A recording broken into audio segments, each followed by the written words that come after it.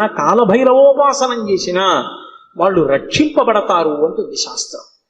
అంత అద్భుతమైనటువంటి మూర్తి ఆ కాలభైరవుడు. సాక్షాత్ పరమేశ్వరుడే కాలభైరవుడిగా ఆవిర్భవించాడు ఒకానొకప్పుడు.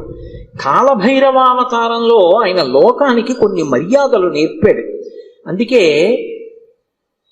ఒకప్పుడు అందరికీ ఎలా అతిశయం కలుగుతూ ఉంటుందో, గర్వం కలుగుతూ ఉంటుందో, అలా త్రిమూర్తుల యందు కూడా ఇటువంటి పోకడ ఒకటి రజోగుణ సంబంధమైనటువంటి వారి యందు కలుగుతూ ఉంటుంది.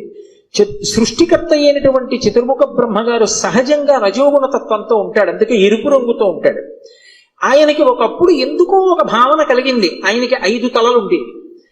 నాకు 5 తలలు, పరమశివుడికి 5 తలలు, సద్యోజాత అఘోర తత్పురుష వామదేవ ఈశానములని 5 తలలు అయినవి.